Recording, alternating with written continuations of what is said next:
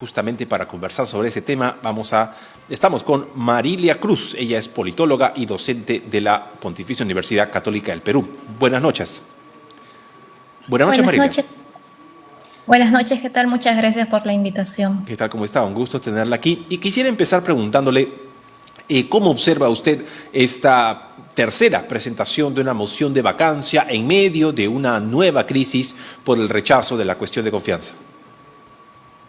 Bueno, creo que las emociones de vacancia han acompañado a este gobierno desde los primeros meses, así que ante lo que ha pasado en los últimos días no es sorprendente que ahora haya una tercera moción de vacancia.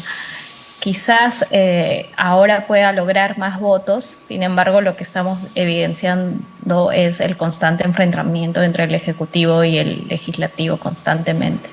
Ahora, se sabía perfectamente desde el primer momento y se ha sabido siempre de que para poder alcanzar los 87 votos se requiere de las bancadas, llámese de izquierda u oficialistas. Se suponía que ese iba a ser el trabajo principal, el único trabajo que iba a tener Eduard Málaga como principal vocero de esta tercera moción, pero hasta el momento pareciera que no lo ha logrado. ¿Por qué cree usted que al final no pudo concretar esa tarea? Bueno, en las declaraciones que tiene el congresista constantemente es de enfrentamiento hacia el presidente Castillo y es todista pues con las bancadas que en algún momento tienen cierta simpatía con el presidente, ya sea por alguna convicción en común. Entonces, quizás si bien es como congresista independiente, Eduard Málaga no es necesariamente la figura más convocante que pueda reunir los votos para proponer una moción de vacancia. Entonces, creo que quizás lo que puede estimular sí, a ciertos congresistas a cambiar de opinión puede ser lo que últimamente estamos viendo con la ley de presupuestos, que puede crear motivaciones para que cambien su voto a favor de la vacancia del presidente. Pero sin embargo, nada está dicho. Hemos visto que la política nos sorprende constantemente y podemos nuevamente evidenciar que no se logren los votos para la vacancia.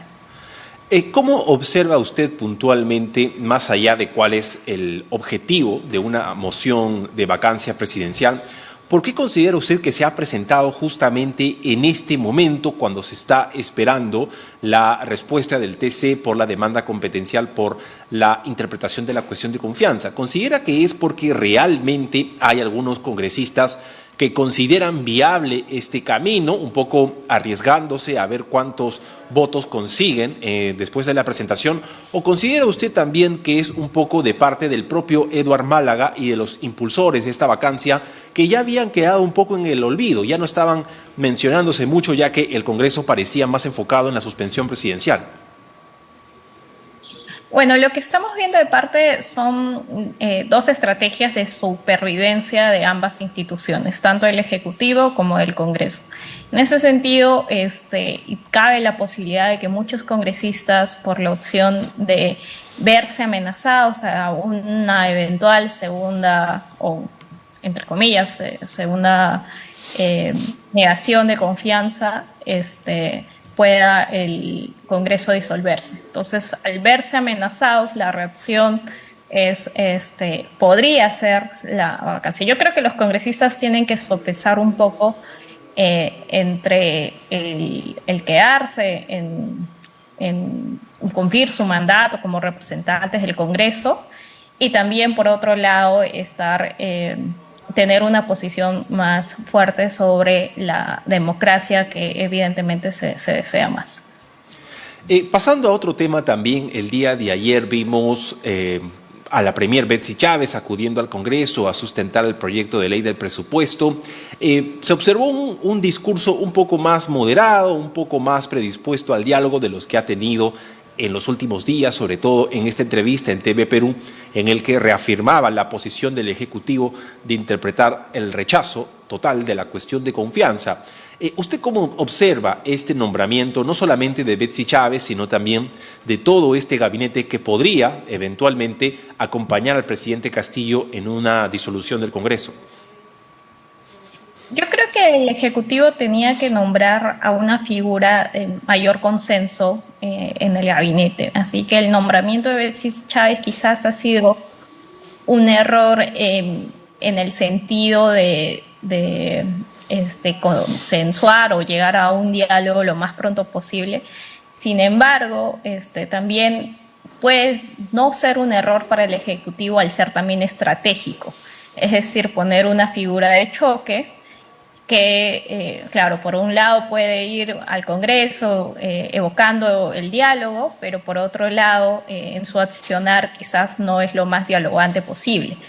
Entonces, ahora, en estos momentos, yo creo que todas las figuras de nuestra política lo que tienen que sopesar es más allá de las personalidades, a quién están direccionando o hacia dónde está direccionándose la democracia en el país, que es lo que se quiere en general, porque estamos viendo a que las instituciones están perdiendo peso, las instituciones democráticas, y eso puede dar consecuencias muy negativas hacia el futuro del país en las próximas elecciones y en los próximos años. Hasta hace algunos días se hablaba mucho, era el principal tema de conversación de la visita del grupo de alto nivel de la OEA al Perú. Este grupo ya se ha retirado de nuestro país, se está a la espera de este informe que algunos consideran que podría tener una importancia relevante, o otros consideran pues de que si en verdad este informe podría terminar simplemente siendo un saludo a la bandera. Han pasado algunos días desde que este grupo de alto nivel se ha retirado y ya no estamos hablando de este tema que hasta hace algunos días era muy importante. ¿Usted considera que después de todo lo que ha pasado, no solamente durante, sino después de la visita, de la misión a la OEA, se podría esperar algo de este informe? Yo creo que cómo se va a dirigir el informe es lo más racional y lo más esperable de un ente internacional y que creo que también un ciudadano podría tener en cuenta, que es juntar a los poderes del Estado y que lleguen a un diálogo. El problema es que las personalidades que están representando a estos entes del Estado parece que no quieren dialogar, o eso lo muestran en sus acciones. Entonces, es posible, sí, que el informe de la OEA los obligue de alguna manera, obviamente no forzar, pero sí los inste a dialogar de manera formal. Ha habido, de hecho, una convocatoria a un Consejo de Estado que un poco esa propuesta no han acudido ni el Ejecutivo ni el Legislativo, lo cual sí dista pues de esta vocación de diálogo. Yo creo que es importante que se sienten. Si la OEA puede intervenir en esta reunión de todos los entes de Estado, que se sienten a conversar, ya sería un gran avance. Creo que desde ese punto de vista puede sí no ser solamente un saludo a la bandera, sino lograr que se sienten y que conversen, y a pesar de las diferencias, a pesar de todo lo que se ha venido a lo largo del gobierno, de los insultos, etcétera, puedan finalmente dialogar y preservar la democracia, más allá de ver si se quedan o no se quedan.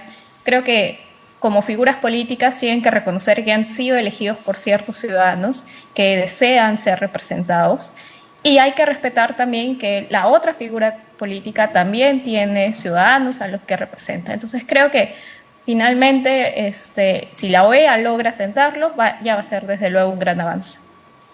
Bien, ha sido Marilia Cruz, politóloga y docente de la Universidad Católica. Muchas gracias por haber estado aquí. Muchas gracias a ustedes. Buenas noches.